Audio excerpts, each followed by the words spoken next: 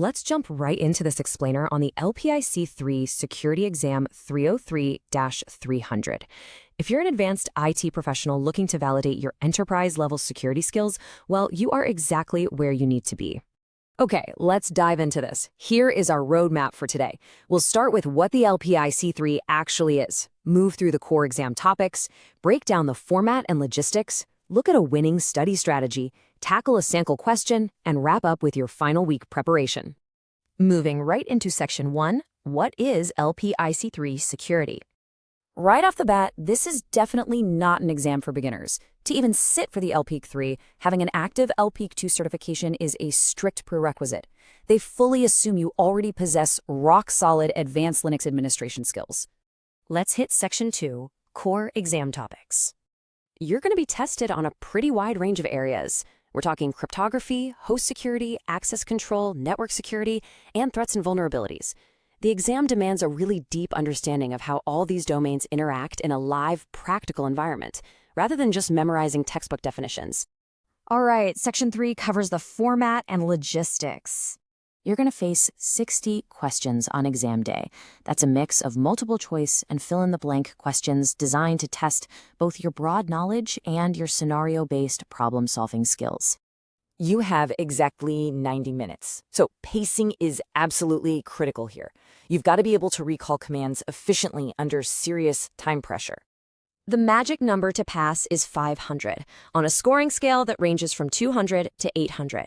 It's a simple pass or fail. And for candidates in the US, the current cost is $200 USD, which you'll pay via a voucher when booking your appointment. Section 4 is all about a winning study strategy. So the crucial point we need to highlight from the source material is this. The real objective should never be to depend on shortcuts or memorize random answers. Honestly, relying on exam dumps will absolutely fail you when it comes to the practical questions. Instead, you want to follow a structured plan. First, actually read the official exam domains. Second, build dedicated hands-on lab time around those core topics. And finally, finish up with timed reviews and practice simulators to really lock it in. Okay, moving to Section 5, sample question breakdown. Let's see exactly what a question looks like. What is the fundamental difference between discretionary access control, or DAC, and mandatory access control, or MAC? Is it option A? Discretionary access control means resource owners control access to their resources, or option B, mandatory access control means access decisions are made by a central policy. And this brilliantly illustrates the depth required, because the correct answer relies on understanding option B. Mandatory access control is a strict security model where a central, system-wide policy dictates access rights. It supersedes even the resource owner or root user, like with SE Linux. Finally, Section 6, Final Week Preparation. Here is your golden rule straight from the source.